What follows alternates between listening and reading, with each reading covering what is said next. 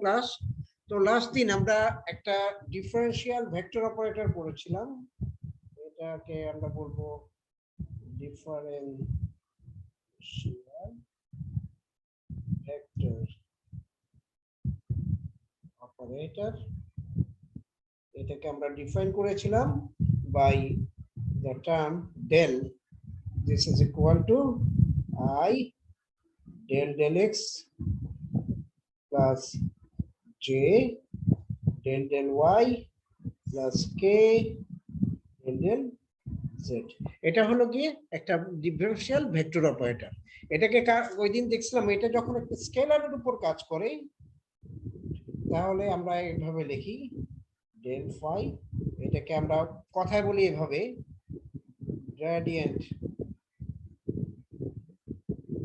Of phi।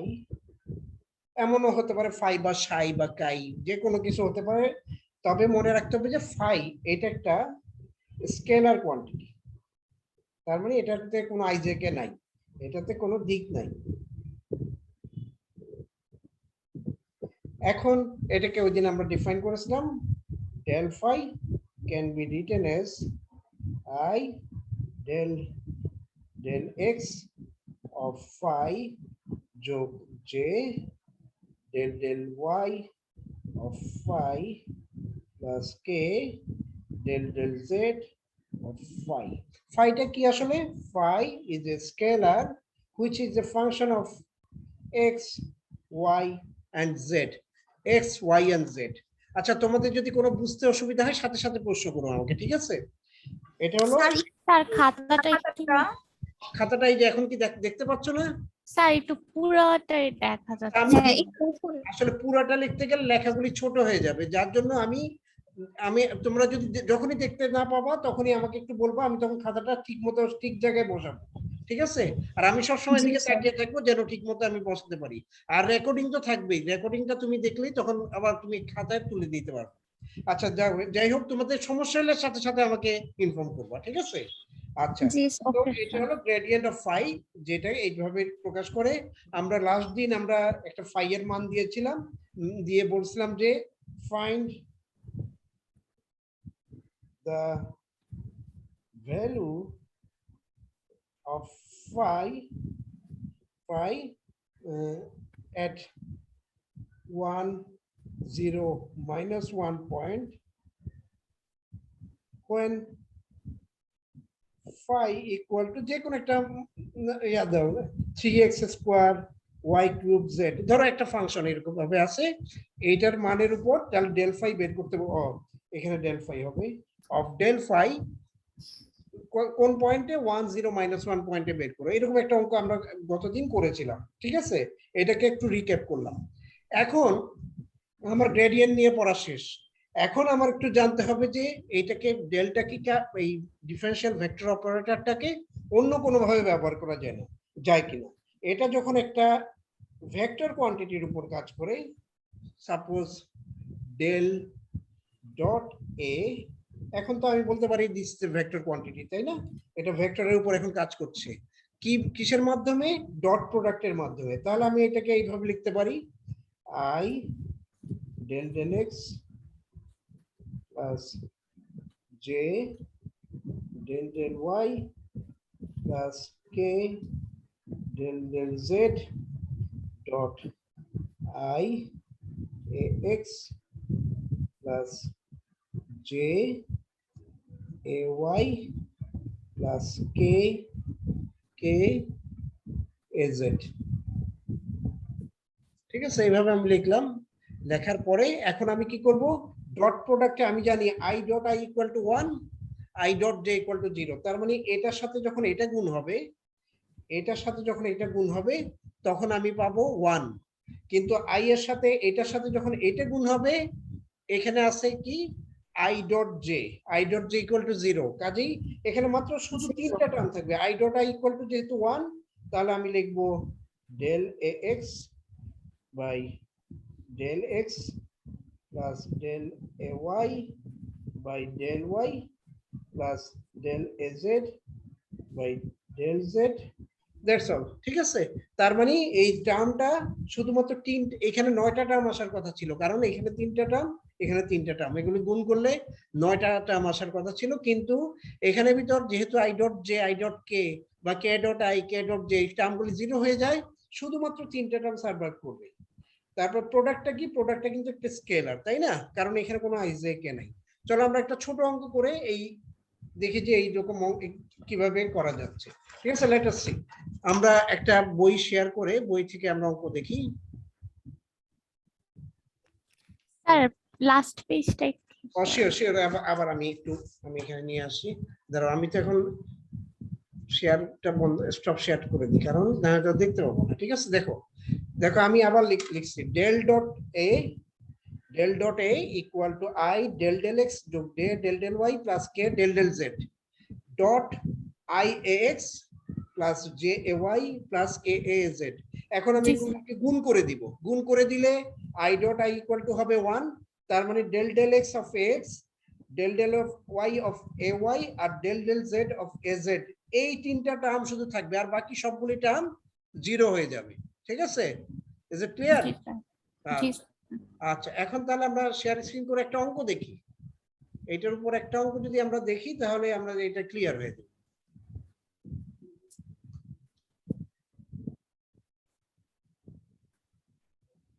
পৃষ্ঠা যেতে পারছি না কেন? ও আচ্ছা,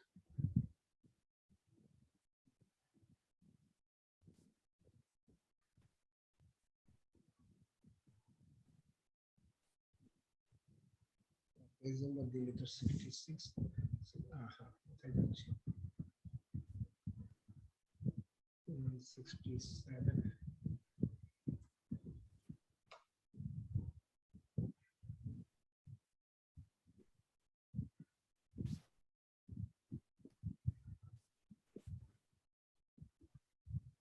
বুঝতে পারছি না। 71 পেজে থাকতে পারে। এটা খুঁজে পাচ্ছি না কেন? এই যে দেখো, এই যে প্রথম অঙ্কটা দেখো, 15 নম্বর অঙ্কটা, এটা করে দেওয়াই আছে। তো আমি এখানেই দেখা দিই, কারণ হলো গিয়ে আমরা সময় কম নষ্ট করতে হবে আজকে, কারণ তাড়াতাড়ি আমাদের অনেক দূর যেতে হবে। বলছে ভেক্টর এ দেওয়া আছে x square z i minus twice y cube z square j plus x y square z k. তার মানে এক্স কত? এক্স হলো x square z, A y হলো minus twice y cube z square, আর A z হলো x y square z. এখন এই সূত্রটাই আমার মান বসাবো। দেখুন del dot A equal to del del x of i del del y, যে সূত্র আমি লিখছিলাম ডেল এর জন্য, এটার সাথে ডট দিয়ে তারপর আমি পুরো এ ভেক্টরটাকে লিখলাম। এখন শুধুমাত্র যেখানে আই এর সাথে আই আছে সেই জায়গাটা ডেরিভেটিভের ভিতরে চলে যাবে, ডেল ডেল এক্স। আর যেটাতে জে ডট জে আছে সেটা আসবে একটা মাইনাস সাইন দিয়ে del del y minus twice y cube z square plus del del z x y square z. ঠিক আছে, তার মানে এই যে লাস্ট টার্মটা, এই কে টার্মটা এখানে আসলো। এখন এটাকে ডেরিভেটিভ করবা, ডেরিভেটিভ করে যা পাবা, এখানে তুমি এক্স এর মান 1, ওয়াই এর মান -1 আর জেড এর মান 1 বসাও, যা রেজাল্ট আসলো সেটা হলো -3। ঠিক আছে, চলো আমরা এক কাজ করি, আমরা এই যে 16 নম্বরের অঙ্কটা এটা নিজেরা করি। ঠিক আছে, 16 নম্বরের আমি একটা অঙ্ক দিই, সেই অঙ্কটা আমরা নিজেরা করি। আচ্ছা, এটাকে স্টপ শেয়ার করে দিলাম। চলো আমরা এখন ধরো এইভাবে একটা অঙ্ক করি, তাহলে একটা অঙ্ক করলে আমাদের জিনিসটা ক্লিয়ার হয়ে যাবে। Find del dot A. ঠিক আছে, ডেল ডট এ, তার মানে কি এটাকে আমরা বলি ডাইভারজেন্স অফ এ, এটার নাম হলো divergence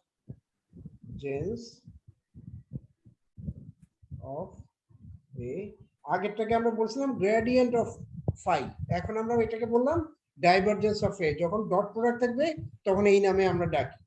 when a equal to 3x square I plus twice xy j plus 3z k at কত? আমি বলি 1 1 1, 1 পয়েন্টে এটা বের করতে বলি। তাহলে আমরা কিভাবে করব, ডেল ডটে যখন লিখব তখন আমি লিখব আই ডেল ডেল এক্স যোগ j del del y plus k del del z. তারপর আমি ডট প্রোডাক্ট দিয়ে কি লিখবো, পুরো ভেক্টরে এটা লিখবো, তাই না? ভেক্টরে কি ছিল, 3x square I plus 2xy j plus 3z k। ওকে, এখন আমি কি করব, যখন এটার সাথে এটা গুণ করব তখন i ডট i 0 হবে, 1 হবে। সো এখানে আসবে আমার del del x of 3x square, আর যখন এটার সাথে এটা গুণ করব তখন এটা হয়ে যাবে 0, কারণ এখানে i ডট j হবে। তা এখানে যখন j আর j ডট j হবে তখন আমি লিখব this is equal to del del y of 2xy plus, তবে এটার সাথে এটা যখন গুণ করব তখন আসবে del del z of 3z।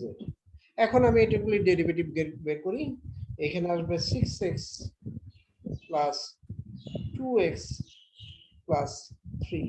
এখন x এর মান আমি জানি 1, কাজে এটা হয়ে যাবে 6 প্লাস 2 প্লাস 3 ইকুয়াল টু 11। এটা এত সহজ অঙ্ক, এগুলি খুবই সহজ অঙ্ক, কাজে এটা নিয়ে আমাদের কোনো চিন্তা করার দরকার নেই। চলো আমরা ডেরিভেটিভের এরপরের ডেফিনেশনটাই যাই। আমরা যখন একটা ডাইভারজেন্স পেলাম কখন, কিভাবে, যখন একটা এ ভেক্টরকে আমি ডেল দিয়ে ডট করলাম তখন আমি পেলাম ডাইভারজেন্স। এবার দেখি যে এটা আরেকটা প্রয়োগ আছে, আরেকটা প্রয়োগকে আমরা বলি ডেল ক্রস এ।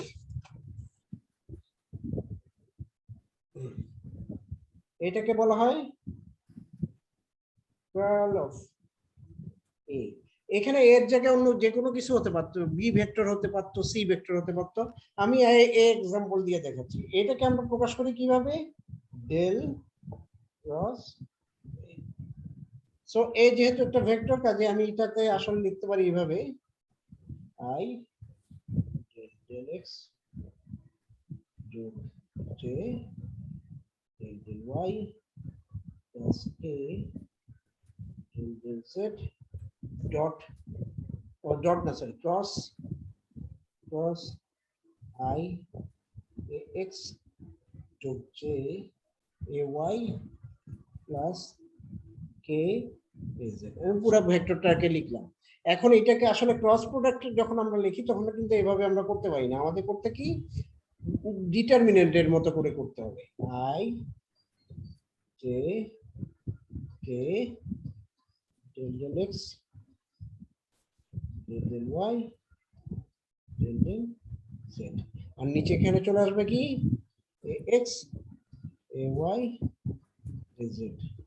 তো এটাকে যদি আমি ভাঙাই তাহলে এরকম দেখাবে, this is equal to I del a z, এইটার সাথে এটা গুণ করতে হবে, del y minus del a y del z, এটা প্রথম টার্ম। তারপরে আসবে আমার দ্বিতীয় টার্ম j যখন নিব তখন এদিক থেকে শুরু করব, del a x del z minus del a z del x। তারপর এটা হলো জে টার্ম গেল, তারপর আমি লিখবো কে এর টার্ম। কে এর টার্ম যখন লিখবো তখন আমার এখান থেকে শুরু করতে হবে, del a y del x minus del a x del y। আচ্ছা, আমরা এখন যেটা করতে পারি সেটা হলো গিয়ে আগের এক্সাম্পলটা যেটা ছিল, যখন ভেক্টর এ, ধরো vector A equal to, let us start from a new page। এটা তোমাদের দেখা হচ্ছে কিনা দেখো। এটা তো আমরা যেভাবে ক্রস প্রোডাক্ট করি a ক্রস b, আগে আমরা a ক্রস b লিখছিলাম, এখন আমরা লিখব del cross a. Del cross a লেখার অর্থকে এটাকে বলা হয় curl of a. Curl of a কে যখন আমি করব তখন ডেল এর মানটা বসালাম, এর মান বসালাম, ভেক্টরের মান বসালাম, তারপর আমরা কি করব ওই নির্ণয় পদ্ধতিতে এই আইজে কে দিয়ে আমরা এটাকে এটা লিখবো এবং এটাকে সলভ করব। এটাকে সলভ করলে এরকম আসে। এখন আমরা ধরো একটা অঙ্ক, ছোট একটা অঙ্ক করে ফেলি। ধরো given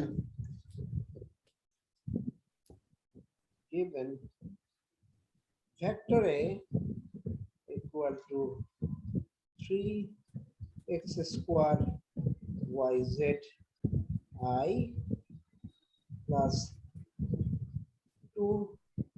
2xyz j plus 2xy square z k এইভাবে দেওয়া আছে মনে করো অঙ্কটা।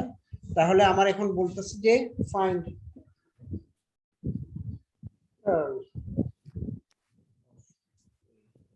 কার্ল অফ এ বের করো। তাহলে আমরা কি করব, লিখবো এভাবে del cross a equal to, sir please বলো। স্যার আপনি উপরে গিভেনের given a 3x square yz কি লিখছেন স্যার? হ্যাঁ, Two- 3 তারপর লিখবো i 3x না স্যার স্কয়ার y তারপরে 2xy 2xyz আর j হেড তারপর হলো j, তারপর 2xy স্কয়ার z হলো k। আমি এটা মানে বানিয়ে দিচ্ছি আর কি অঙ্কটা, ঠিক আছে? বুঝতে অসুবিধা হচ্ছে? যে এটা হলো 3x square yz I plus 2xyz j plus 2xy square z k, ঠিক আছে? এখন আমি মানগুলি বসাই, আমি বলে যাচ্ছি যে কোনটা থেকে কোথা থেকে কি লিখছি। i j k এটা যেভাবে আমি লিখবো, তারপর আমি লিখবো del del x del del y del del z। এখন আমি i j k এর মানগুলি বসাবো। i এর পাশে আসে 3x স্কয়ার yz, z এর সাথে আছে 2x yz, আর k এর সাথে আছে 2x y স্কয়ার z। এই গেল, ঠিক আছে? এখন আমার একটা একটা করে টার্ম বের করে নিয়ে আসতে হবে। দাঁড়াও আমি একটু খাতাটা সোজা করি, এবার ঠিক আছে। ওকে, এখন আমি আস্তে আস্তে করে লিখি, একটা একটা করে টার্ম লিখি। প্রথমে আই যখন লিখবো তখন আমি লিখবো এটা ডেরিভেটিভ করবে এটার উপর। আচ্ছা আমি পুরোটাই লিখি, আমি তাহলে সেকেন্ড ব্র্যাকেট দিয়ে লিখি, তাহলে সুবিধা হবে। Del del y into 2x y square z minus del del z into 2x y z, ঠিক আছে? তার মানে কি i এর সাথে যা ছিল সেটা লিখে ফেলছি। এবার লিখবো আমি j এর সাথে কি আছে, plus j equal to del del z of 3x square yz minus del del x of 2। del del x into 2xy। দেখো সমস্যা হচ্ছে নাকি? সমস্যা হলে বলো। তারপর আমি যাব কে এর মানে। কে এর মান যখন লিখবো তখন আমি প্রথমে লিখবো del del x of 2x yz minus del del del y del y অফ 3x square yz। yz। Okay, now it is easy. তুমি শুধু এখন ডেরিভেটিভ গুলি করে ফেলবো। i, তাই এটাকে ডেরিভেটিভ করলে কি আসবে? 4x yz মাইনাস এটাতে করলে আসবে 2xy প্লাস j, এখানে কি আসবে 3x স্কয়ার y মাইনাস এখানে x এর সাপেক্ষে করলে আসবে 4xyz প্লাস k ইনটু এখানে যদি ডেরিভেটিভ করে আসবে 2xyz minus 3x square z. So this is the answer. Okay, এখন অনেক সময় তো xyz এর মান যদি বলে দেওয়া থাকে তাহলে মানটা তোমার বসিয়ে এটা বের করতে হবে। So this is easy and simple. এখন আমরা কি করব? এখন আমরা আমাদের আসলে অনেক কিছু পড়তে হবে। সো আমি এখন বই শেয়ার করে বইয়ের ভিতর কি কি প্রবলেম একটু ইম্পর্টেন্ট সেগুলো একটু দেখার চেষ্টা করি, ঠিক আছে? দেখো এখানে এই প্রবলেমে কোনো সমস্যা আছে কিনা দেখো। তোমাদের কোনো সমস্যা আছে এটাতে? না স্যার। পারবে তো? এটা যদি বুঝে থাকো পরে বইয়েরটা বুঝতে আর সমস্যা হবে না। স্যার y এর সাপেক্ষে ডেরিভেটিভ করলাম যখন, তখন 4xyz হলো। কোনটা বলো তো? স্যার নিচে লাস্টের লাস্টের এটাতে? লাস্টের লাইন স্যার। এই তো লাস্টের লাইন তো, এইটার কথা জি বলছো? Sir 4xy। এটার কথা এটা বলছো? না স্যার, ফার্স্টেরটা স্যার। ফার্স্টটা এটা দেখো, এখানে Yes, তো এই যে এখানে তো 2xy² ছিল, জি তো স্যার। এর সাপেক্ষে করলে এখানে 2টার এখানে চলে আসবে না, 4 হয়ে যাবে না? হ্যাঁ হ্যাঁ 4 হয়ে যাবে। হ্যাঁ, আর স্যার এর পরে মাইনাস z এর সাপেক্ষে যেটা করলাম, জেডটা চলে যাবে, যেহেতু z জেড এর চলে সাথে যাবে। একটাই ঘাত আছে, ডেল ডেল জেড এর জেডটা থাকবে না, শুধু 2xy থাকবে। ওকে, ওকে স্যার। আচ্ছা ঠিক আছে। এখন আমরা বই শেয়ার করে বইয়ের ভিতর কি কি একটু দেখতে হবে সেটা একটু আমরা দেখি। স্ক্রিন শেয়ার করতে হবে, স্ক্রিন শেয়ার করলে এই আমরা বইয়ে চলে আসছি। সো আমি একদম বইয়ের প্রথম থেকে শুরু করছি, ঠিক আছে?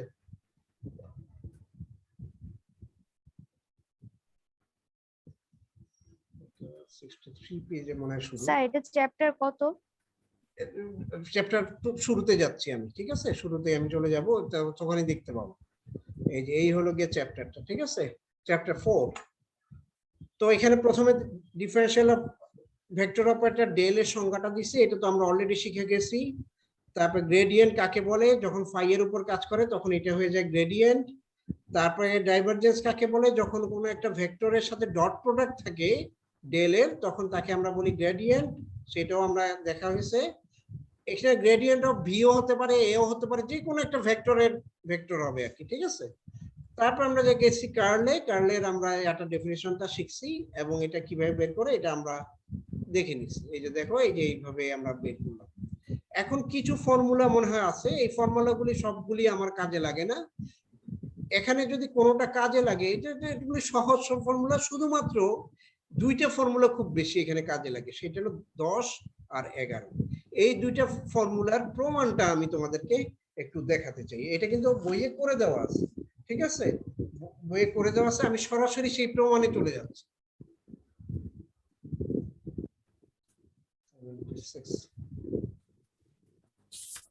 দেখো 27 নম্বর যে অঙ্কটা আছে, এইটা ঠিক তাই, এই প্রমাণটা যে ডেল ক্রস ডেল ফাই, তার মানে curl grad of phi equal to 0 প্রমাণ করতে হবে।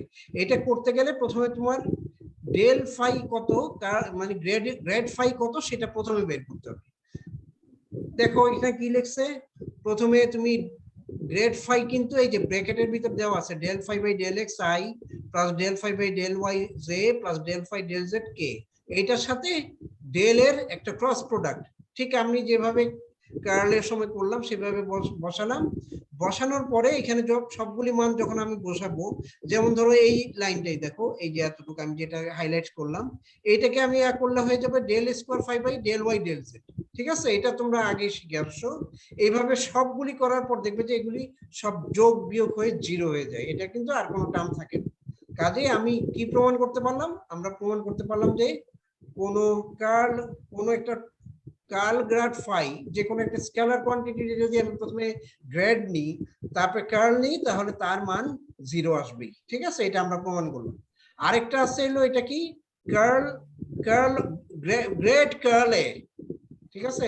সরি, ডাইভারজেন্স কার্ল এ, ঠিক আছে? তাহলে প্রথমে আমার কার্লটা বের করতে হবে। আমরা পরের অঙ্কটা দেখি একটু, দূরে চলে গেছে।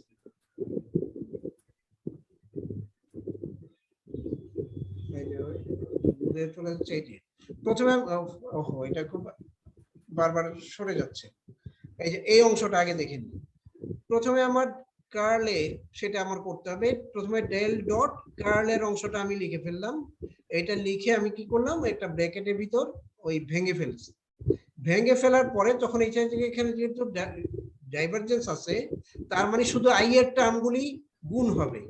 এখানে এটা মনে হয় একটু খাতা কি লিখে দিব, এটা মনে হয় একটু কঠিন হয়ে যাচ্ছে, এটাকে আমি লিখে দিই, বেটার হয়, ঠিক আছে? আচ্ছা, আমি স্ক্রিন শেয়ার বন্ধ করে এটাকে আমি তোমাদেরকে একটু প্রমাণ করে দেই। এটা খুব কাজে লাগে, যার জন্য এটা একটু দেখে রাখতে হবে। আচ্ছা, আমি স্টপ শেয়ার করে চলো আমরা এইটা দেখি যে এটা কিভাবে 0 হয়। দেখি প্রথমে আমার যেটা করতে হবে সেটা হলো ডেলটা যেমন আছে থাক, আর এটাকে আমি করব sorry i j k del del x del del y del del z a x a y. So আসবে del dot i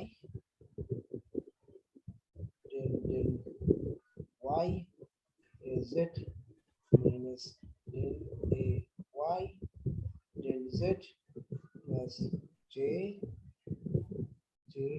del a x del z minus del a z del x plus k del x of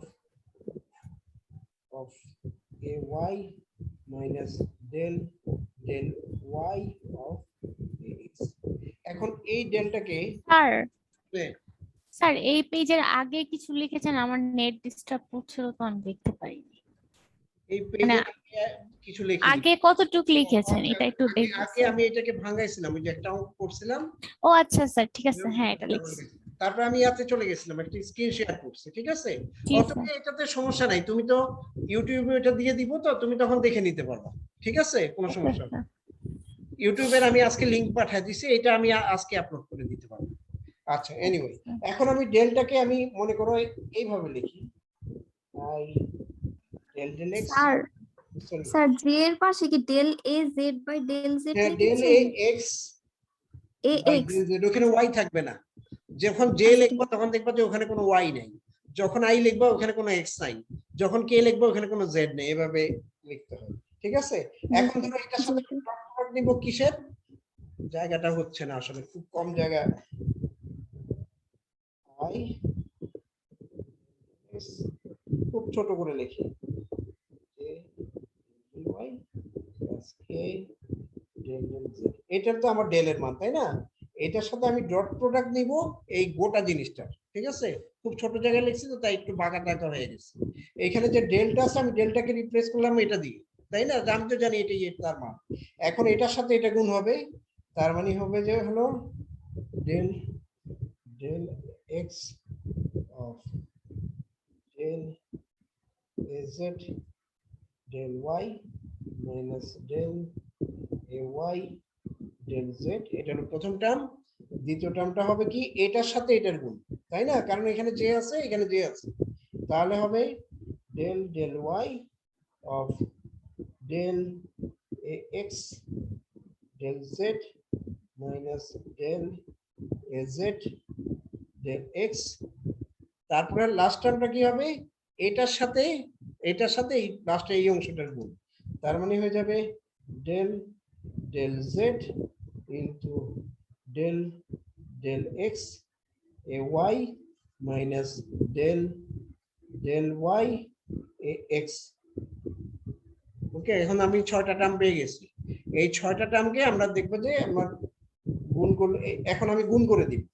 গুণ করলে কি আসবে, del square A z, নিচে আসবে del x del y minus del square A y by del x del z plus del square A x del y del z minus del square A z del y del x plus del square A y del square sorry del z del x minus del square A x del z del Y.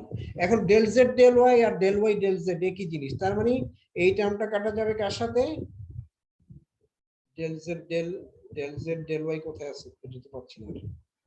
আচ্ছা, del x del ওয়াইটা খুঁজি, del del এটা আর এটা কাটা যাবে, এটা আর এটা কাটা যাবে, এটা আর এটা কাটা যাবে, কাটা গিয়ে এখানে মনে ভুল লিখছি নাকি, ও এটা ডেল জেড হবে স্যার এ হবে না তো? হ্যাঁ স্যার, এখন ঠিক আছে।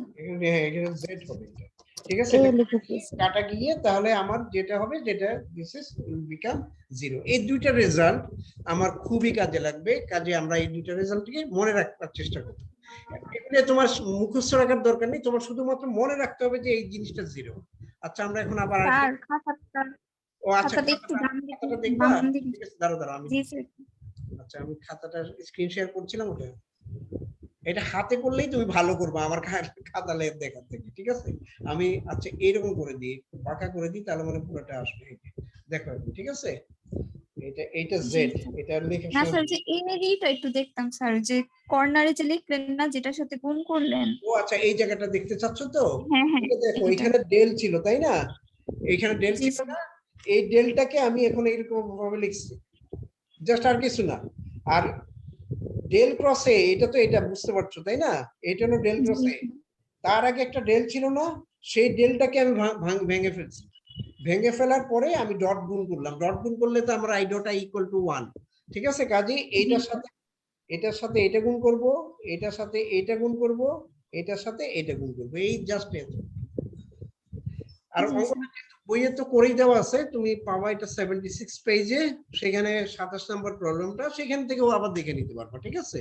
তো আমরা আবার একটু স্ক্রিনশট করি, আমাদের তো অনেক দূর যেতে হবে আজকে, আজকে আমার অনেক শেষ করতে হবে, না হয়তো ঝামেলা হয়ে যাবে। আচ্ছা এখন আমরা আর কিছু অঙ্ক দেখি, যে অঙ্কগুলি আমাদের একটু একটু হলেও কাজে লাগবে, ঠিক আছে? তো আমি যাই প্রথমে 66 পেজ, 66 পেজে প্রবলেম 1, পেজ 1।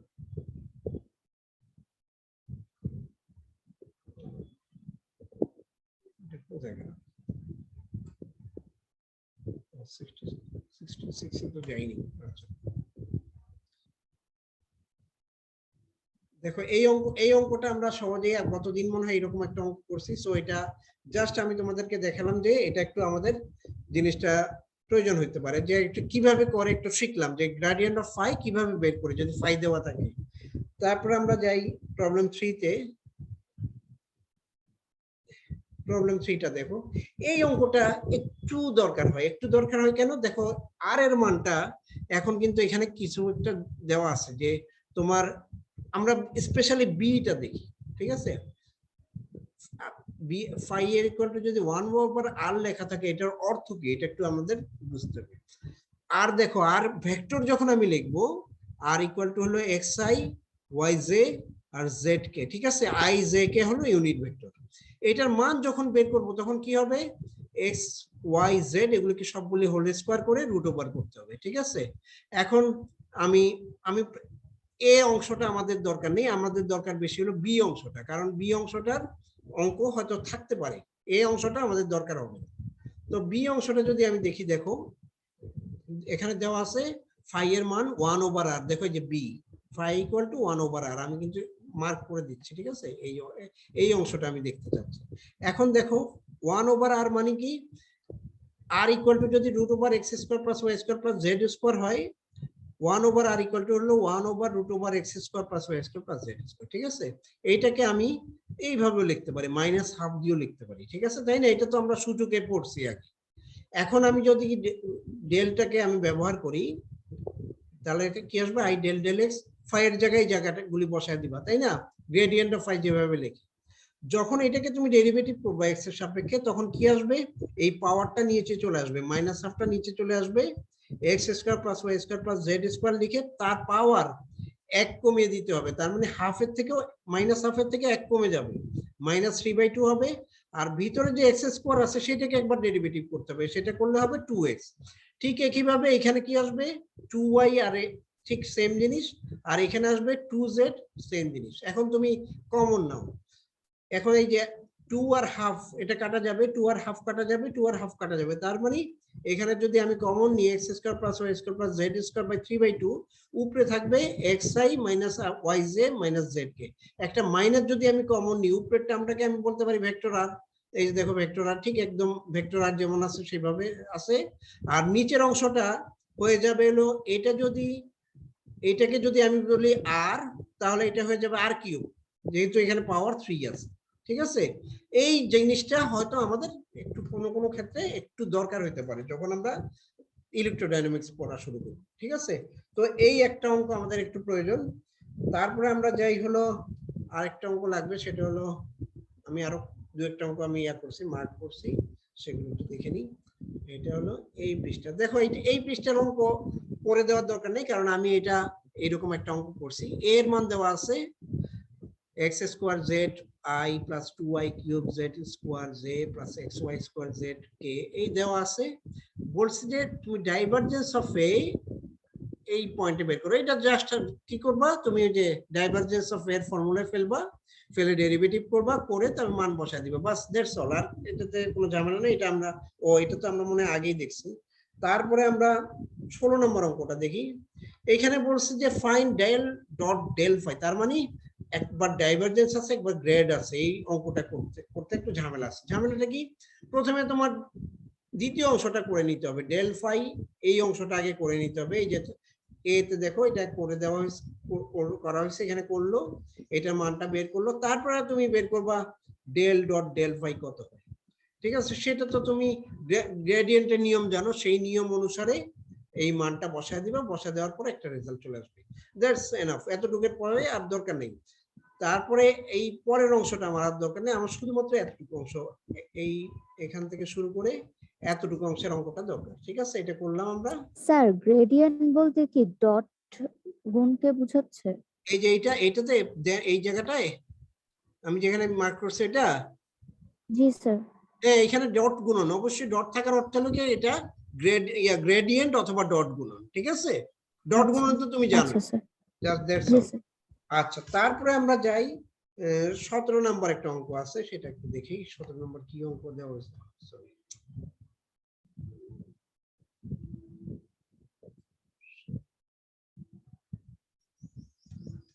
এটা দেখো, এটা হলো ডেল স্কোয়ার 1/r, এটার মান 0। এখন কি করব, আমার এখানে আসলে আমার ডেল স্কোয়ার থাকার অর্থ হলো এইরকম ভাবে দুইবার আমি যদি ডেল লিখি, ডেল ডট ডেল, তাহলে তার মান চলে আসে এরকম, ডেল ডট ডেল মানে হলো del square by del x square plus del square plus del y square plus del square plus del z square.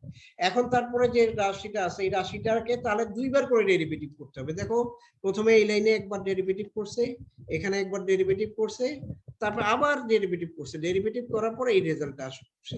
ঠিক এখানে কতটুকু অংশ কাজ করছে, শুধুমাত্র এই প্রথম অংশটা। তারপর সিমিলারলি লিখে করছে যে দ্বিতীয় অংশটা করছে ওয়াই স্কোয়ার জেড স্কোয়ার, তারপর জেড স্কোয়ার, সবগুলি করার পরে তারপর তারা সবগুলি যোগ করার পরে দেখা যাচ্ছে যে এটা 0 হয়ে গেছে, ঠিক আছে? বাস, অ্যাজ দ্যাট সিম্পল। শুধুমাত্র অঙ্কগুলি কিভাবে করছে তোমরা দেখবা, কারণ হলো এগুলি হয়তোবা কখনো কখনো দেখবো যে আমাদের ইয়ার ভিতর, ফিজিক্সের ভিতর এইগুলি ব্যবহার করতে হচ্ছে। চলো তারপর আরেকটা অঙ্ক দেখি। এটা হলো 74 পেজে আছে। আমাদের অনেক বেশি অঙ্ক দেখে মাথা খারাপ করার দরকার নেই, কারণ আসলে ফিজিক্সই শুরু হয়নি এখনো আমরা শুধুমাত্র অন্য জায়গায় দৌড়াদৌড়ি করতেছি, যেন আমরা পরে ফিজিক্সটা ভালো করে বুঝতে পারি। এটা হলো কার্লের একটা অঙ্ক দেওয়া আছে, যে এ দেওয়া আছে কার্ল, তোমার কার্লের এই পয়েন্টে কার্লে কত, এরকম অঙ্ক কিছুক্ষণ আগে আমরা একটা করছি। জাস্ট এটা অঙ্কটা করার পরে এই যে মানটা এক্স ওয়াই জেড এর মান আমরা বসায় দিলেই এইরকম একটা রেজাল্ট আসবে, ঠিক আছে? তো তারপরে তুমি চাইলে 24 নম্বর অঙ্কটা একবার দেখতে পারো। এটাকে বলছে কার্লেজ, মানে দুইবার কার্ল করলে কি করতে হবে, তার মানে একবার কার্ল করে আবার কার্ল করবা, কার্ল করলে তারপরে তুমি মানটা কত মান আসে সেটা। এটা এমন কোনো কঠিন অঙ্ক না, জাস্ট একবার দেখে নিবা যে এটা আসলে কিভাবে করা যায়।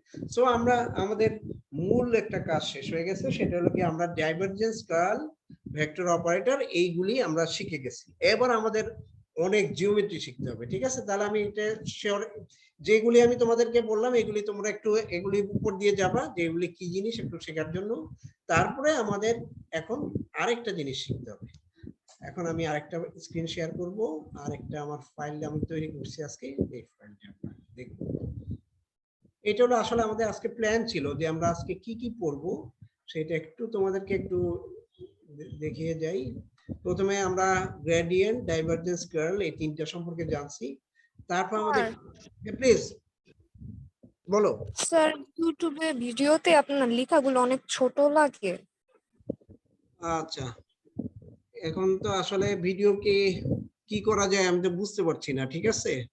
কি করলে ঠিক হবে? আমি তো আর অন্য লেখার কোনো ভিডিওটা ক্যামেরা মনে হয় আরেকটু উপরে থেকে নিলে আর কি পুরাটা খাতা আসলে একটু ভালো হতো, এর জন্য খাতা আসলে হ্যাঁ। আসলে আমি আমি যে এখন যে যা দেখা যাচ্ছে, আমি এটাকে স্টপ শেয়ার করে দিই। এখন খাতা যেটা দেখা যাচ্ছে, ধরো আমি এভাবে এই পৃষ্ঠাটা দেখি, আমি তো এই ছবিটাই আসবে ইউটিউবে, তো এর বেশি কি বাইরে কি কিছু আসবে? আমি তো বুঝতে পারছি না। এটা কি ফুল স্ক্রিন করা যায় কিনা তাও বুঝতে পারছি না। দেখি তো একটু। স্যার আরেকটু বড় করা যায় এখন কি বড় হয়েছে? না আমি এখন স্যার ফুল বড় স্ক্রিন হয় করে না, রাখছি, একটু ঠিক আগের আছে? সাইজ। হ্যাঁ, স্যার মানে আমরা খাতাটা নর্মালি চারোপাশ দেখার দরকার না, তা ওইটা হয় না, একটু কেটে কেটে যায় বা লেখাটা একটু ছোট লাগে।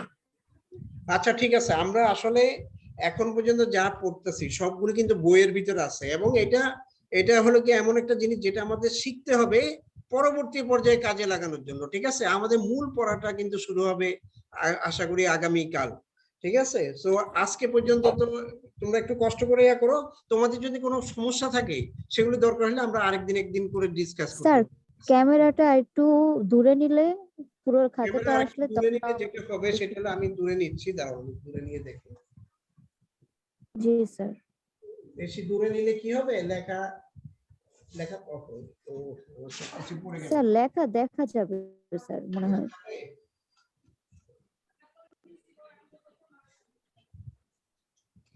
এখন আমার তাহলে বড় বড় করে লিখতে হবে আর কি মনে হচ্ছে। এখন দেখো তো, এখন কি লেখা দেখা যাচ্ছে? আমি কিন্তু ক্যামেরা যথেষ্ট দূরে নিছি, মোটামুটি খাতা হ্যাঁ স্যার বোঝা যাচ্ছে। আর বোঝা এটা যাচ্ছে। হলে যেটা আচ্ছা আমি সুবিধা একটু হবে ফোকাস স্যার, করার কোনো চেষ্টা সাইড করি। দিয়ে কখনো আচ্ছা কাটাও ফোকাস যাবে না করলাম, স্যার। এটা ফোকাস করার চেষ্টা করলাম। আচ্ছা দেখা যাক, আমরা আরেকটু সামনে হয়তো এক্সপেরিয়েন্স আরো ভালো করার চেষ্টা করব, ঠিক আছে? আচ্ছা এখন আমি জি আমার আবার স্ক্রিন শেয়ারটাকে যেতে হবে, কারণ সেটাতে যাই। আচ্ছা এটাকে আর তারপর আমার পড়ার কথা হলো লাইন ইন্টিগ্রেশন। ও এখানে একটা আইনি line integration, surface integration, volume integration, এগুলি কি জিনিস সেটা জানতে হবে, এবং ডাইভারজেন্স থিওরেম, স্টোকস থিওরেম, এই দুইটা জিনিস জানতে হবে। তো আমরা আস্তে আস্তে যাই।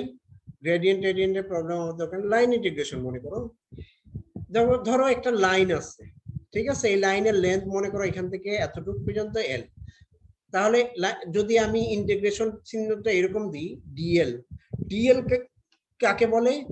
একটা হলো এটা একটা লাইনের একটা ক্ষুদ্র অংশ। ধরো আমি এখানে আমি অল্প একটু, ওহো কোন দিকে গেলাম আবার,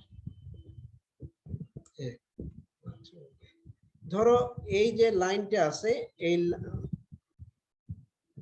এই লাইনটা আছে, এই লাইনটা আমি তো পুরাটা এইখান থেকে শুরু করে এতটুকু পর্যন্ত লাইনটা মনে করো দৈর্ঘ্য হলো এল, ক্যাপিটাল এল, মানে পুরোটা আর কি। এখন আমি যখন ইন্টিগ্রেশন করব, আমরা আসলে কি করি? ছোট একটা অংশ কেটে নিই। ছোট অংশটাকে আমি বলছি ডিএল, ছোট হাতের ডিএল। ডিএল হলো একটা লেন্থের ক্ষুদ্র একটা অংশ। যখন আমি ইন্টিগ্রেশন করি তখন আমি কি পাবো? পুরা লাইনটা পাবো, এখান থেকে শুরু করে এতটুকু পর্যন্ত পুরাটা আমি তখন পেয়ে যাব। তাহলে আমরা তাহলে লাইন ইন্টিগ্রেশন কার উপর করি? একটা লাইনের উপর করি, যে কোনো একটা লাইন। লাইনটা সরল রেখাও হতে পারে, বক্ররেখা হতে পারে। চলো আমরা আরেকটা এক্সাম্পল দেখি। ধরো এটা একটা সার্কেল, তাই না? এটা একটা সার্কেল, সার্কেলের রেডিয়াস হলো আর। এখন রেডিয়াস যদি আর হয়, তাহলে দেখো তো এই সার্কেলের যদি আমি লাইন ইন্টিগ্রেশন করতে চাই, তাহলে কিভাবে আমি করতে পারবো? চলো আমরা একটু একটু একটু আমাদের একটু স্টপ করতে হচ্ছে, একটু আমাকে 1 মিনিট সময় দাও প্লিজ। সো এখন দেখো, আমি এখন করতে চাচ্ছি কি, একটা সার্কেল মনে করো। এই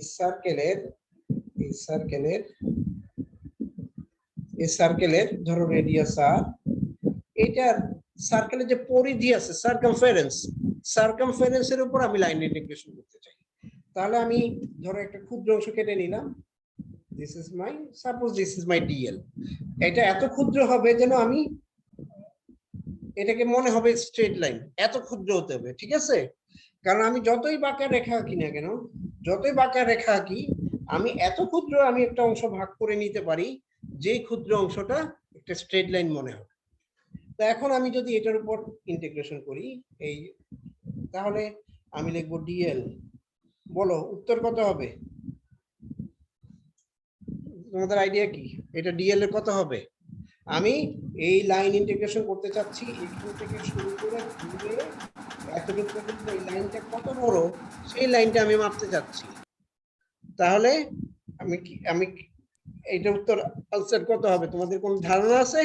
এটা হবে 2 ইন্টিগ্রেশন পাই আর 2 পাই আর। পাই আর হ্যাঁ, 2 পাই আর আর কি একটা বৃত্তের পরিধি বা সারকামফারেন্স, ঠিক আছে? তার মানে আমি যদি এখানে মাপি ছোট ছোট করে ভাগ করে, the result will give me a result of 2 pi r। আচ্ছা, এখন এখন যখন আমি কোনো একটা বিন্দু থেকে ধরো আমি রেখা মাপতে শুরু করলাম, করে করে আবার সেই বিন্দুতে যাই, তাহলে আমরা সাধারণত একটা চিহ্ন এখানে ব্যবহার করি, সেটা হলো এইরকম একটা চিহ্ন ব্যবহার করি। এইটাকে বলা হয় ক্লোজড ইন্টিগ্রেশন। Closed integration.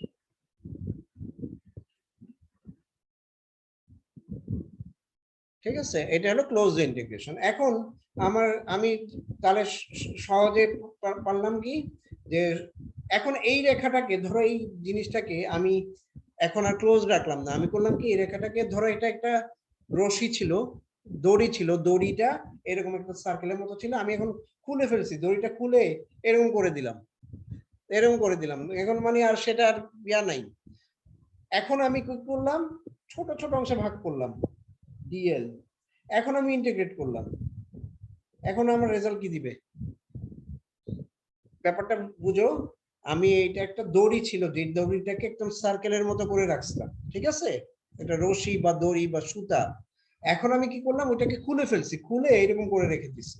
এখন আমি যদি ইন্টিগ্রেশন করি তাহলে কি হবে, এটা রেজাল্ট কি আসবে? বক্ররেখার যা একই ছিল, একই তুমি যেটা বলতে চাচ্ছ একই রেজাল্টই আসবে, তাই না? কিন্তু আমি এখন কিন্তু এটা এখানে এই চিহ্নটা দিতে পারবো না, এখানে যেভাবে দিছিলাম স্যার এটা তো এখন আর ক্লোজ না। এখন আমি দিতে পারবো না, কারণ এখন জিনিসটা ক্লোজ না, এখন হলো এটা ওপেন, তাই না, যে দুই প্রান্ত আলাদা হয়ে গেছে। ঠিক আছে, তো এইটা হলো গিয়ে, তাহলে আমরা লাইন ইন্টিগ্রেশন বলতে বুঝাই কোন একটা লাইনের আসলে পুরা লাইনটা কত বড় এই জিনিসটা মাপার চেষ্টা করো, সেটা হলো লাইন ইন্টিগ্রেশন। তো আমি আরেকটু সামনে যাই। তো আমরা এটা যদি আমরা করি তাহলে আমরা দেখতে পাবো যে এটা আসবে যে s equal to r theta, মনে করো থিটা আসলে কত, এখানে হলো 2 পাই, যার জন্য s equal to 2 pi r। তাহলে আমার রেজাল্ট আসলো আর dl equal to 2s pi r। এখন এইরকম যদি ইরেগুলার শেপে আসে, ইরেগুলার শেপে আমার তো রেজাল্ট আমি জানি না, ঠিক আছে, এটা এটা এটা তাহলে আমি এটার উত্তরটা কিভাবে লিখবো, আমি ইনসার্ট, জাস্ট a minute, আমি একটা ইকুয়েশন লিখে দিই, dl equal to এরকম ক্ষেত্রে should be measured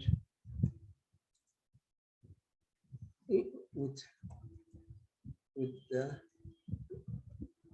summing the individual dl individual small parts। আমরা কি করব, ছোট ছোট অংশে ভাগ করব, এগুলি সবগুলিকে ছোট ছোট অংশে ভাগ করে সবগুলি অংশকে যোগ করে আমি ডিএলটাকে বের করতে পারবো।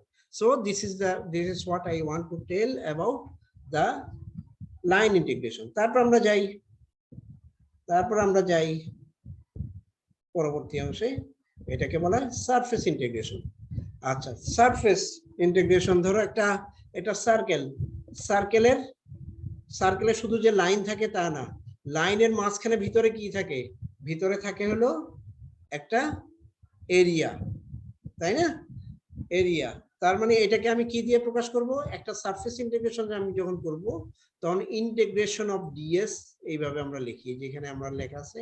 এটা মান কিভাবে বের করতে হয় এটা পরে দেখছি। এটা হলো তাহলে ডিএস, ইন্টিগ্রেশন অফ ডিএস। আর এটা সাধারণত এটা কখনোই একটা সারফেস ওপেন হইতে পারে না, যেমন লাইন একটা ওপেন হইতে পারে, যেমন একটা সার্কেলের যে একটা মনে করো একটা সুতা, সেটাকে তুমি খুলে ফেলতে পারো, খুলে ওপেন করে দিতে পারো, কিন্তু একটা আসলে সারফেস কখনো ওপেন হইতে পারে না, এটা কোনো না কোনো ভাবে লাইন দিয়ে বাউন্ডেড অবস্থায় থাকবে। তুমি যদি এই সার্কেলটাকে ভেঙে টুকরে টুকরে বাঁকা তাকা করে ফেলো, তাও এটা কিন্তু একটা তার চারিপাশে একটা লাইন থাকবে। কাজেই এটা এই যখন আমি এটা লিখবো তখন সবসময় আমি ক্লোজ লিখতে পারবো, তার মানে আমি সব সময় এটাকে লিখবো এইভাবে।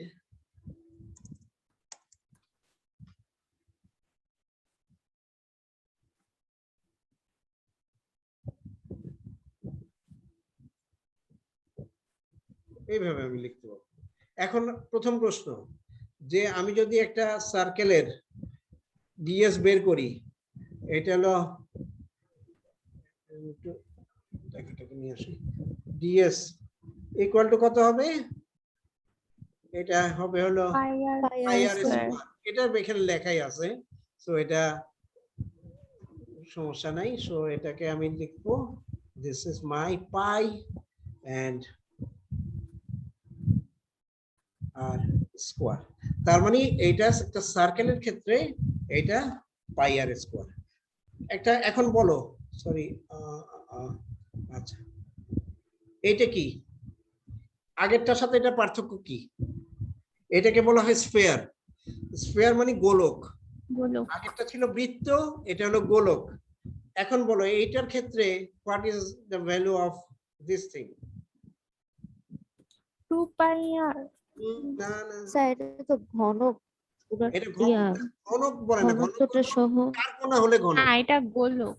এটা মানে এটা পুরো গোলক, গোলক। এটার ঘনকটা ইয়া সহ হলো নিতে হবে। 4 পাই আর স্কয়ার 8। 4 পাই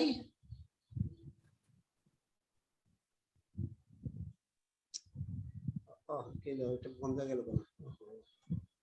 4 পাই ভুল জায়গায় আর লিখছি, আর স্কয়ার। তার মানে একটা যখন আমি সারফেস ইয়া করব একটা গোলকের জন্য, তখন তার সারফেস এরিয়া দিবে আমাকে 4 পাই আর স্কয়ার। এখন অনেক ধরনের ইয়া দেখতে পাচ্ছ, আমি একটা ছবি দেখলাম, সেই ছবিতে অনেক ধরনের সারফেস আছে। যেমন ধরো কিউব, ধরো একটা কিউব আছে যার লেন্থ হলো এল, ঠিক আছে? তাহলে তার সারফেস এরিয়া কত হবে বলো কিউবের ক্ষেত্রে? টুয়াইস এল। হ্যাঁ, এটা কিন্তু একদম সহজ। একটা ছক্কা সারফেস এরিয়া কত হবে?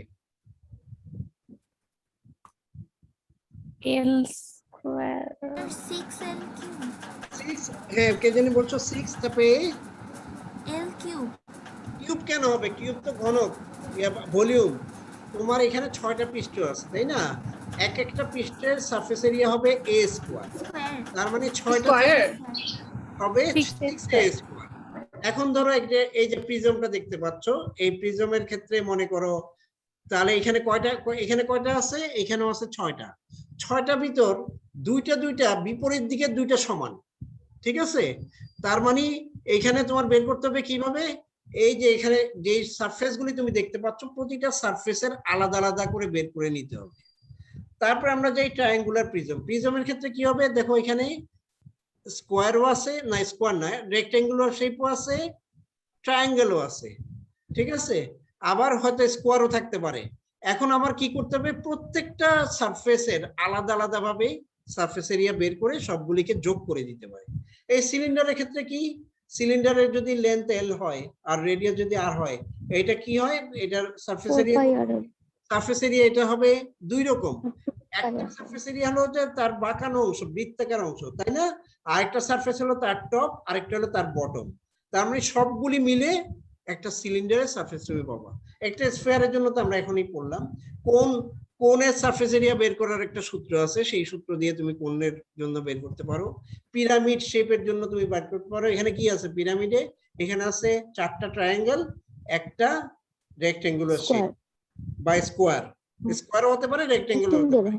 তার মানে আমাদের আলাদা আলাদা ভাবে প্রত্যেকটা শেপের জন্য সারফেস এরিয়া বের করতে হবে। ও ট্রায়াঙ্গেলের জন্য সারফেস এরিয়া কিভাবে বের করে? এটার সূত্র হলো হাফ ইনটু ভূমি ইনটু উচ্চতা। উচ্চতা। এক্স্যাক্টলি, ঠিক আছে? তাহলে মানে আমরা সারফেস যখন বের করব তখন এইভাবে আমরা বের করব যে যেগুলি শেপগুলি আমরা চিনি সেই শেপগুলিকে আমরা কি করব, সেই শেপগুলিকে আমরা তাদের তাদের সারফেস এরিয়া বের করে এগুলিকে আমি যোগ করব, যোগ করে আমার টোটাল সারফেস এরিয়া বের করতে পারবো। এখন আমি তাহলে আরেকটু ঝামেলায় যাই। ইরেগুলার সারফেস, ধরো এই সারফেসটা, এইটা তো একটা ঝামেলা আছে তাই না, এইটা তো কোনো নিয়ম নাই, কোনো নিয়ম নাই। এরকম যখন নিয়ম নাই তখন আমি তোমাদেরকে একটা নিয়ম দেখাই দিই কিভাবে করা যায়। Just wait. একটু আবার ক্যামেরাতে চলে আসতে হবে। এখন এটাতে নিয়ম হলো এরকম, আমি এখন একটা খাতা নিছি, এই খাতাটাতে আসলে গ্রাফের মতো দেওয়া আছে। ধরো আমার একটা ইরেগুলার সারফেস বের করতে বলছে, কেউ একজন বললো যে এটা বের করে দাও, এখানে সারফেস। দেখো তাহলে আমি কি করতে পারি, এখানে ভিতরে অনেকগুলি স্কোয়ার আছে, ধরো প্রতিটা স্কোয়ারের মান কিন্তু আমি বের করতে পারি যে আমাদের স্কোয়ার এত বড়, হয়তো এটা হতে পারে, এটা যত ছোট তাতে মনে হতে 0.5 সেন্টিমিটার স্কোয়ার হতে পারে বা 0.25 সেন্টিমিটার স্কোয়ার হতে পারে। এখন আমি তাহলে দেখবো যে এখানে ভিতর কতগুলি স্কোয়ার আছে, সবগুলি স্কোয়ারকে যোগ করব। তারপর দেখো এখন সাইডে যখন যাব, এই যে এরকম সাইডে যখন যাব তখন কিন্তু আবার ফুল স্কোয়ার না, তাই না, ফুল স্কোয়ার না, তাহলে এরকম হাফ স্কোয়ার কতগুলি আছে সেগুলি আমি যোগ করতে পারবো, যেগুলি একটু 1/4 আছে সেগুলি যোগ করতে পারবো। সবগুলি যখন আমি যোগ করব, যোগ করার পরে আমি কিন্তু এই জিনিসটা টোটাল সারফেস এরিয়া কত বের করতে পারবো। তার মানে এটাতে আমি কি কাজ করতেছি, আমি ক্ষুদ্র ক্ষুদ্র সারফেসে ভাগ করে নিচ্ছি, এই ক্ষুদ্র অংশ, এই ক্ষুদ্র অংশ, এখানে একটু ক্ষুদ্র অংশ, এখানে ক্ষুদ্র অংশ, এই ক্ষুদ্র অংশগুলিকে ভাগ করে নিচ্ছে, ভাগ করে করে কি করছি, প্রতিটা ক্ষুদ্র অংশ যখন আমি যোগ করব তখন সে আমাকে দিবে টোটাল সারফেসটা তার কত। ঠিক আছে, ইরেগুলার সারফেস বের করার নিয়ম হলো এটা, যে আমার সবগুলি ছোট ছোট অংশ, অনেকগুলি ছোট ছোট অংশের সারফেসটাকে ভাগ করব, ভাগ করে সবগুলি অংশ যদি আমি যোগ করি তাহলে আমি এই জিনিসটার ইরেগুলার শেপটার টোটাল সারফেসটা পাবো। এখন ধরো আমি এইরকম একটা জিনিস, একটা আমার এখানে একটা ইয়ে আছে, এইটাকে যদি আমি বলি যে এটা টোটাল সারফেস বের করব, ঠিক আছে, তাহলে কি করতে হবে, ঠিক আমার আসলে ছোট ছোট অংশে ভাগ করে নিতে হবে, এর ভিতরে ছোট ছোট অংশে ভাগ করে তারপরে এটাকে আমার যোগ করলে তাহলে এটা টোটাল জিনিসটার সারফেস কত সেটা বের করতে পারি। এইরকম যত ধরনের ইরেগুলার শেপ থাকুক না কেন আমরা কিন্তু চাইলেই সারফেস বের করতে পারবো। আমাদের পদ্ধতি একটাই, ছোট ছোট অংশে ভাগ করা, ভাগ করে তাকে যোগ করা। ঠিক আছে, আচ্ছা তাহলে আমি আবার স্ক্রিন শেয়ারে যাই। এটা কি বুঝে গেছে কথাটা কি বলতে চাইছি আমি? জি স্যার। আচ্ছা ওকে,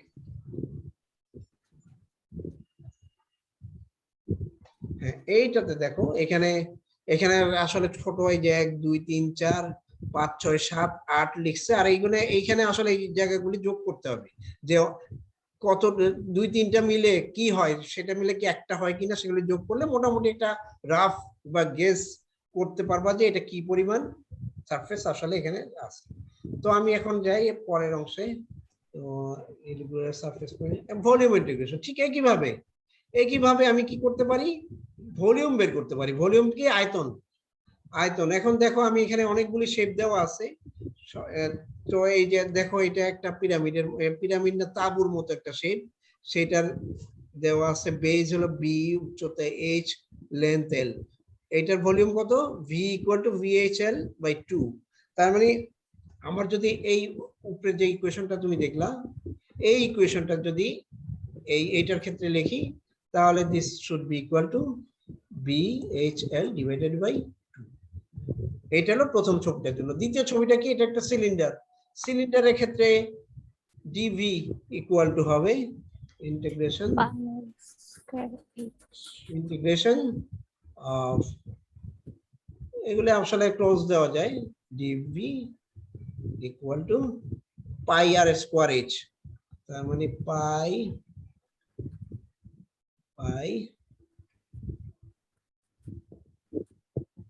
আর স্কোয়ার এইচ। এখানে সব কিছু কিন্তু আসলে দেওয়াই আছে, ঠিক আছে। তা আমরা এটা কোন শেপ হলে এটা হয় পাই আর স্কোয়ার এইচ বাই 3। তারপরে এই ধরনের পিরামিড শেষ হলে হয় হলো এল ডাব্লিউ এইচ বাই 3।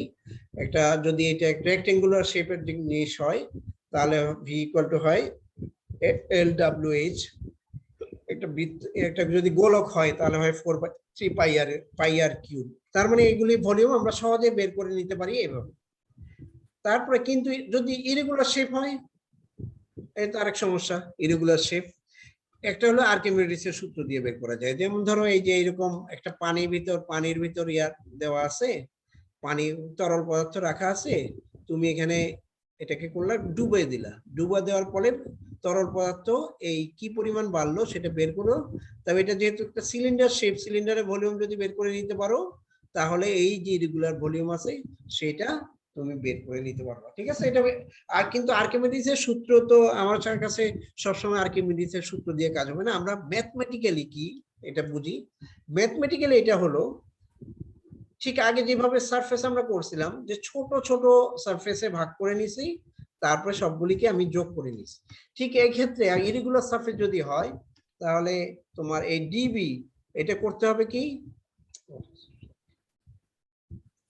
এটা করতে হবে কি, আমার এগুলি বাদ দিয়ে দিই, এটাকে আমি তারপরে লিখবো add small volume to get the final volume। আমি করব কি ছোট ছোট অংশে ভাগ করে ফেলবো, মানে ম্যাথমেটিক্যালি এটা তো আসলে আমি যদি আমাকে যদি একটা ইটের টুকরা দিয়ে বলে যে এটার ভলিউম বের করো, সবচেয়ে সহজ উপায় হলো আর্কিমিডিসের সূত্র ব্যবহার করা। কিন্তু ম্যাথমেটিক্যালি আমরা কি করব, আমরা করব কি এটা ছোট ছোট অংশে ভাগ করব। ধরো ছোট ছোট কিউব বানিয়ে ফেললাম, কিউব বানিয়ে সবগুলি কিউবকে যদি আমি, কতগুলি কিউব হয়েছে ধরো ভেঙে ওটা এরকম 200 কিউব হয়েছে, এক একটা কিউবের ভলিউম কত এটা যদি আমি বের করি তাহলে 150-200 কিউবের ভলিউম কত এটা বের করে আমি টোটাল জিনিসটার ভলিউম, ইরেগুলার শেপের ভলিউম আমি বের করে ফেলতে পারি। তো এইটা হলো কি ম্যাথমেটিক্যাল ওয়ে, যে আমি একটা ভলিউম আমরা চাইলে এভাবে বের করে নিতে পারি। আর ভলিউমের ক্ষেত্রে সবসময় আমরা সাধারণত এটা ওপেন ভলিউম হতে পারে না, ঠিক আছে, কোনো একটা ভলিউম সবসময় ক্লোজই থাকে, এর জন্য এই ধরনের চিহ্ন সবসময় ব্যবহার করব। তো আমার তাহলে ভলিউম, লাইন ইন্টিগ্রেশন এবং সারফেস ইন্টিগ্রেশন সম্পর্কে আমার যা বলার ছিল এটা। এখন তোমরা বলো যে তোমাদের এটা বুঝতে কোনো সমস্যা হয়েছে কিনা, এই জিনিসগুলো বুঝছো যেগুলি আমি বলছি জি স্যার। সবাই? জি স্যার। ওকে, তাহলে যদি বুঝে থাকো তাহলে আমরা আরেকটু সামনে যাব। আমরা কম্পোনেন্ট অফ এ ভেক্টর বলতে কি বোঝায় সেটা একটু আমরা দেখি, ঠিক আছে। তো আমি এটা শেয়ার, এই ছবিটা একটু দেখে রাখতে পারো, এই ছবিটা দেখে রেখে আমি তোমাদেরকে দেখাই যে কম্পোনেন্ট অফ এ ভেক্টর আসলে বলতে কি বোঝায়। ধরো একটা ভেক্টর আছে এদিকে এ বা বি, আরেকটা ভেক্টর আছে এদিকে, সাপোজ এটা এ। এখন এখান থেকে যদি আমি একটা লম্ব আঁকি তাহলে আমি পাবো এই জিনিসটা, এটাকে আমি বলি থিটা, ঠিক আছে। আচ্ছা, এতটুকু অ্যাঙ্গেলটা হলো থিটা। এই যে যেই জায়গাটা আমি কার্ল দিয়ে দেখালাম, এই কার্ল দিয়ে দেখানো জায়গাটাকে বলা হয় component of A on B. আচ্ছা, আমি একটু ডিপার্টমেন্টে আছি তো একটু আমি 3-4 মিনিটের একটু ব্রেক নিচ্ছি, ঠিক আছে। তোমরা একটু 3-4 মিনিট পরে আমি ফিরবো, ঠিক আছে। একটু আমি একজনের সাথে একটু কথা বলতে হবে, just 3-4 minute, okay please. G sir. একটু ওয়েট করো। হ্যাঁ, তোমরা আসো নাকি ঘুমাইতে চলে গেছো?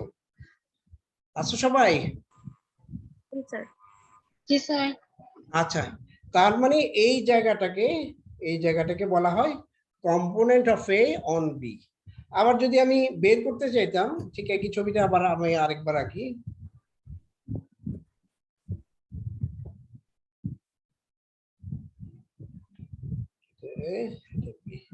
এখন আমি যদি লম্বটা এদিক থেকে আঁকতাম তাহলে এই জায়গাটাকে আমি বলতাম দিস ইজ কম্পোনেন্ট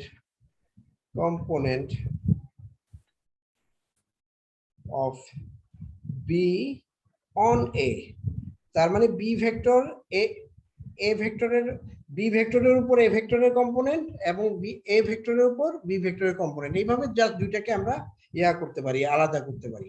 এখন আমার আসলে উদ্দেশ্য হলো আরেকটা জিনিস দেখানো, সেটা হলো নরমাল কম্পোনেন্ট এবং ট্যানজেনশিয়াল কম্পোনেন্ট বলতে কি বোঝায় সেটা দেখানোর জন্য। আবার আমি শেয়ার স্ক্রিনে যাই, এই জিনিসটা যেহেতু দেখা হয়ে গেছে,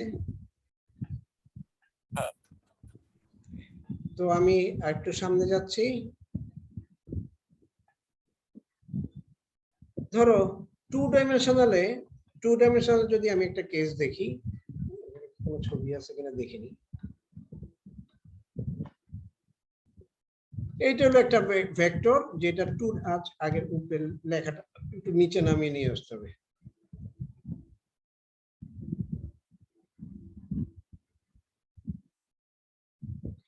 দেখো a is defined by iax plus jay, ঠিক আছে? এটা হলো টু ডাইমেনশনাল একটা ভেক্টর।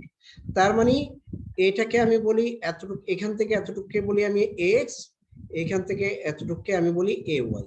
এখন আমি এই জিনিসটাকে ইকুয়েশনের মাধ্যমে দেখাতে পারি, যেমন ধরো এখানে মনে লেখা নেই, আমি কম্পিউটারে লিখে দিচ্ছি। তো x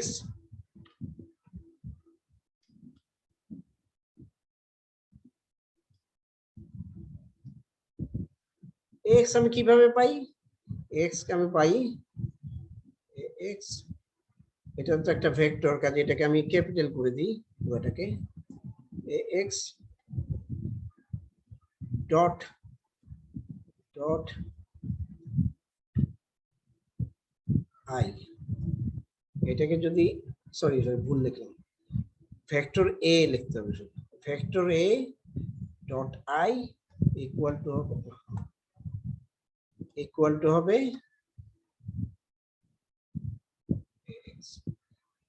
তার মানে কোন একটা ভেক্টরকে x বরাবর যদি আমি কম্পোনেন্টটাকে খুঁজে পেতে চাই, আমার ভেক্টরটাকে i দিয়ে ডট প্রোডাক্ট করতে হবে। এটা সহজ একটা, যে এর মান যদি iax প্লাস jay লেখো, ডট প্রোডাক্ট করার পর কি হবে, i dot i equal to 1, i dot j equal two যেহেতু 0, এখানে তুমি ax পাবা। তার মানে যখনই একটা ভেক্টরকে তুমি একটা ইউনিট ভেক্টর দিয়ে মাল্টিপ্লাই করবা, তখন তুমি ওই ইউনিট ভেক্টর বরাবর কম্পোনেন্টটাকে পাবা। এখন এই জিনিসটাকে আমি ব্যবহার করব আরেকটা জিনিস শেখার জন্য, সেটা হলো normal and tangential component of a vector. এইটা আমার শেখার দরকার আছে। দেখো দেখো আমি এখন আমি কি করব, ধরো এটা একটা সারফেস, সারফেসটা কিন্তু তেড়া বেড়া, তাই না? একদম প্রপার সারফেস না। এখন এই সারফেসের উপর আমার একটা ভেক্টর চলে গেছে, ভেক্টরটা হলো ভি, এই ভেক্টরটা হলো ভি ভেক্টর। এই ভি ভেক্টরটাকে আমি দুইটা অংশে ভাগ করতে পারি। একটা অংশকে আমি বলবো ভি পারপেন্ডিকুলার, যেটা হলো লম্ব বরাবর একটা অংশ ভি পারপেন্ডিকুলার, আর এই ভি আরেকটাকে বলবো ভি প্যারালেল, ঠিক আছে? ভি দুইটা দাগ দেওয়া আছে, এই হলো ভি প্যারালেল। এই অংশটাকে বলা হয় নরমাল কম্পোনেন্ট অফ ভি, এই অংশটাকে বলা হয় ট্যানজেনশিয়াল কম্পোনেন্ট অফ ভি, ঠিক আছে? তাহলে আমি এটা কিভাবে বের করতে পারি? এটা বের করার একমাত্র উপায় হলো ডট প্রোডাক্ট করা। যেমন ধরো এদিকে যদি আমি এক্স অ্যাক্সিস ধরি ট্যানজেনশিয়াল কম্পোনেন্ট, তাহলে আই ডট ভি যদি করি তাহলে পাবো V parallel, J dot V যদি করি তাহলে পাবো ভি পারপেন্ডিকুলার, ঠিক আছে? তার মানে আমার নরমাল কম্পোনেন্ট পেতে গেলে জে দিয়ে ডট প্রোডাক্ট করতে হবে, আর ট্যানজেনশিয়াল কম্পোনেন্ট পেতে গেলে, ট্যানজেনশিয়াল মানে হলো স্পর্শক, স্পর্শক আমরা দেখতে পারি যে কিভাবে আঁকতে হয়। ধরো এইরকম একটা লাইন আছে, লাইনের ঠিক বলো যে এই বিন্দুতে যদি স্পর্শক বের করতে চাই, জাস্ট এইখানে এইভাবে আমার একটা দাগ দিতে হবে, আর লম্ব যদি বের করতে চাই এদিকে দাগ দিতে হবে। এখন একটা ভি ধরো, ভি ভেক্টরটা যদি এদিকে যায়, তার মানে এদিকে যদি আমি মনে মনে ভাবি যে এটা হলো আমার আই, আর এটাকে যদি আমি ভাবি জে, তাহলে এই অংশটা বের করতে গেলে আমার করতে হবে আই ডট ভি, আর এই অংশটা যদি বের করতে চাই তাকে আমি বলবো জে ডট ভি। এটাকে এই অংশটাকে আমি বলবো ট্যানজেনশিয়াল কম্পোনেন্ট, এই অংশটাকে আমি বলবো নরমাল কম্পোনেন্ট। এই হলো গিয়ে পার্থক্য। এখন কেন এটা বলার কারণ হলো, এখন আমার সবচেয়ে আসল জিনিসটা লাগবে, সেটা হলো দুইটা থিওরেম। আমরা প্রমাণ শিখবো না, আমরা শুধু শিখবো থিওরেম দুইটা কি। এখন ধরো আমি যাই, একটাকে বলা হয় ডাইভারজেন্স থিওরেম, ঠিক আছে। ডাইভারজেন্স থিওরেমের দেখো এই থিওরেমটা হলো এরকম। আচ্ছা, এফ ডট এন ডিএস মানে হলো, এটা হলো একটা কোনো একটা ভেক্টর আছে এফ, এটা এটা দেখো এস দিয়ে লেখা আছে সারফেস, তার মানে এখানে একটা সারফেস ইন্টিগ্রেশন করতে হবে। কোনো একটা ভেক্টরের এফ ডট এন লেখার অর্থ হলো গিয়ে normal component of a vector F. Normal component কি একটু আগে আমি বলছি যে লম্ব বরাবর যে অংশটা থাকবে তাকে বলা হয় নর্মাল কম্পোনেন্ট। কোনো একটা ভেক্টরের normal component of a vector F on a surface, ঠিক আছে। আমার কি করতে হবে, পুরো একটা সারফেসের ইন্টিগ্রেশন করতে হবে। এটা কার সমান হবে, এই লাইন মাঝখানেরটা না পড়লে চলবে, এটা একই কথা। এটা হলো ডাইভারজেন্স অফ এফ এর ভলিউম ইন্টিগ্রেশনের সমান হবে। তাহলে এটা কি কাজ করলো, এটা করলো কি, কোন একটা সারফেস ইন্টিগ্রেশনের সাথে ভলিউম ইন্টিগ্রেশনের কানেকশন তৈরি করলো। প্রথম লাইনে লেখা আছে Gauss divergence theorem use the connection between surface to volume integral, ঠিক আছে। সারফেস ইন্টিগ্রেশনের সাথে ভলিউম ইন্টিগ্রেশনের একটা যোগসূত্র তৈরি করে গস ডাইভারজেন্স থিওরেম। তার মানে এই জিনিসটার স্টেটমেন্টটা আবার আমি একবার বলি, শোনো। The surface integration of the normal component of a vector f is equal to the volume integration of the divergence of that vector. একটু লিখবো কোথাও, এটা তো এখানে ওইভাবে লেখা নেই, আমি তাহলে লিখে দিই। The surface integration over a closed surface, কেন ক্লোজ সারফেস বললাম, কারণ হলো যে এখানে এখানে আসলে একটা বৃত্ত দেওয়া উচিত ছিল, দেওয়া হয়নি।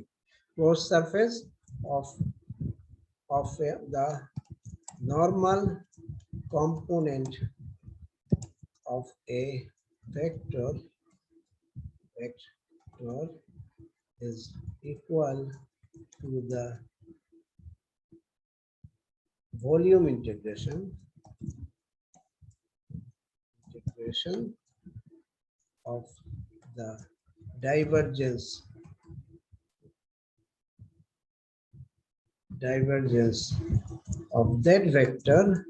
that vector where the volume is enclosed by the surface. যেই জিনিসের সারফেস আছে তারই ভলিউম আছে, ঠিক আছে। তার মানে এইটা হলো গিয়ে তোমার divergence theorem. The surface integration over a closed surface of the normal component of vector is equal to the volume integration of the divergence of that vector where the volume is enclosed by the surface. যেই surface দিয়ে ভলিউমটা enclose করা আছে এই পুরো volume মিলেই তোমার এটা নিতে হবে, ঠিক আছে। তাহলে this is my Gauss divergence theorem. এইটা আমার বারবার ব্যবহার করতে হবে, শুধুমাত্র এই থিওরেম এবং আরেকটা থিওরেম পড়ানোর জন্যই আমি এই ভেক্টর নিয়ে 3 দিন সময় কাটাচ্ছি, ঠিক আছে। এই জায়গাটা তোমরা শিখে নিবা, বারবার এইটা যেন ব্যবহার করতে পারো সেই ব্যবস্থা করতে হবে। তবে চলো আরেকটা থিওরেম আছে, এটাকে বলা হয় স্টোকস থিওরেম। স্টোকস থিওরেম হলো এরকম, তো সুন্দর দেখাচ্ছে না, এটাকে একটাই নিছি নাকি আরেকটা আছে? স্যার এই বইটা কি ক্লাসরুমে আপ দেওয়া আছে? হ্যাঁ, বইয়ে দেওয়া আছে, কিন্তু ওইগুলি পড়তে গেলে আরো মাথা খারাপ হয়ে যেতে পারে। আচ্ছা দেখো এইটা না স্যার, যে বই, বলো। স্যার যে বইটা কি আমাদের ক্লাসরুমে দেওয়া আছে? বইটা তো আমি কি শেয়ার করি নাই, ইয়াতে দিছি, ক্লাসরুমে না, আমি তো মনে হয় ইয়াতে দিছি, মেসেঞ্জারে দিছি মনে হয়, দিই নাই?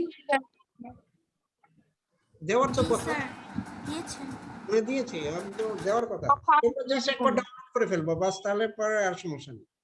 আচ্ছা এখন আমরা যে স্টোকস থিওরেম দেখো, স্টোকস থিওরেম এই যে প্রথম লাইনটা f ডট dr লেখার হতো, dr হলো একটা লাইন, ঠিক আছে। এখানে দেখো এক পাশে আছে লাইন ইন্টিগ্রেশন, আরেক পাশে আসে সারফেস ইন্টিগ্রেশন, ঠিক আছে। তাহলে এইটা কি বলবে, এটা বলবে হলো the line integration, the closed line integration of the tangential component of a vector f is equal to the এটা ধরো একটু ভাষাটা বুঝে নি, is equal to the closed surface integration of the normal component of the curl of that vector over a closed surface. Let us write. ঠিক আছে, লিখলে মনে হয় জিনিসটা পরিষ্কার হবে। আচ্ছা, পরে এক্সপ্লেনেশনটা আগে আগে দেখে নিই। দেখো এই ছবিটা, এইটা হলো সহজ একটা। এখানে যদিও ইকুয়েশনটা আগে এইটা বাম পাশে ছিল, তার মানে আমি এটা দিয়ে শুরু করি। দেখো এটা ক্লোজ ইন্টিগ্রেশন একটা কোন একটা ভেক্টর বি এর, ঠিক আছে, এটা হলো লাইন ইন্টিগ্রেশন করা হয়েছে। লাইন ইন্টিগ্রেশন এটাকে আমরা বলি tangential component of a line integration of a vector B over a closed path, ঠিক আছে, is equal to the normal component of curl of B over a surface. এবার আমি লিখতে পারি, ঠিক আছে, এইখানে যদি আমি লিখি তুমি হয়তোবা লেখাটা বোঝার চেষ্টা করতে পারো।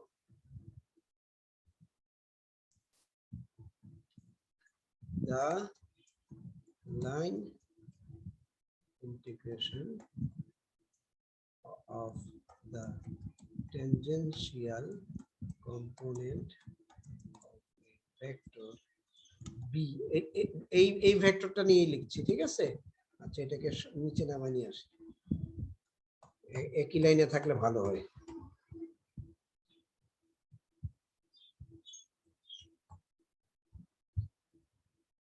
The line integration of the tangential of the vector control BB, কি হয়ে গেল,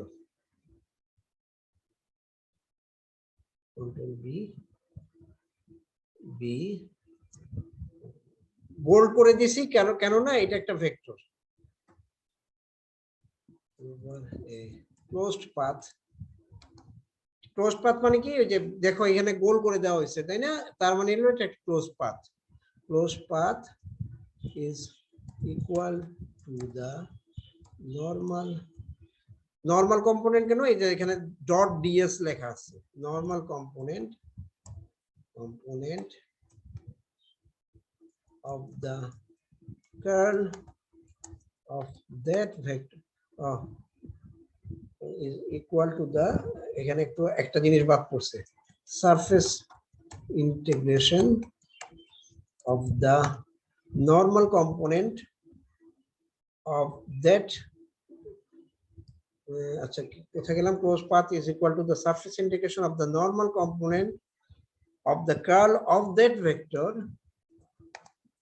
over a surface which is bounded by the line. ধরো আমি একটা যে কোনো একটা একটু এক সেকেন্ডের জন্য একটু শেয়ার স্টপ করলাম। ধরো কেমন হবে, ধরো তুমি এই লাইনের উপর ভেক্টরটা বের করতেছো, এই লাইনটা একটা ক্লোজ লাইন, এটা কিন্তু এইটা আবার একটা সারফেসও তৈরি করছে, তার মানে এই সারফেসটা হলো ক্লোজড বাই দিস লাইন, ঠিক আছে। জাস্ট এই কথাটা আমি বলতে চাচ্ছি যে this is closed by, this surface is closed by a closed path. So আমি যদি এখন আবার ওখানে যাই,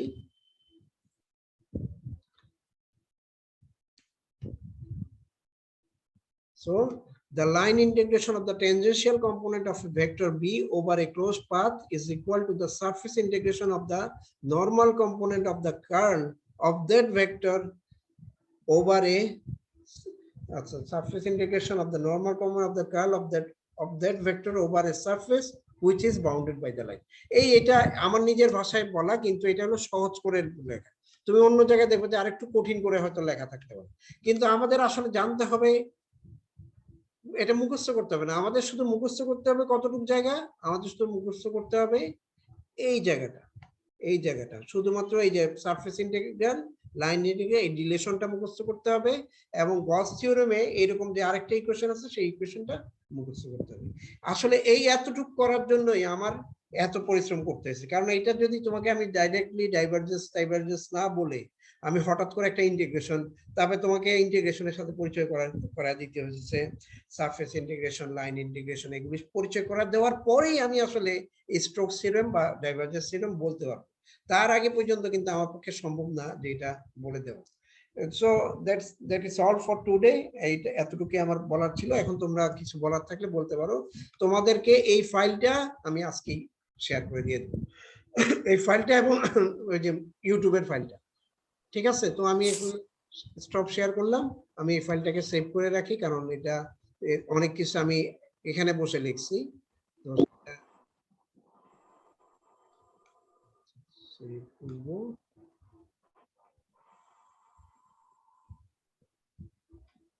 এটা সেভ করবো। সেন্ট্রাল ওমেন্স নামে একটা ফোল্ডার আছে, ওখানে সেভ করবো। সেভ। তো ঠিক আছে, স্টপ শেয়ার করি। এখন আমি স্টপে রেকর্ডিংটাও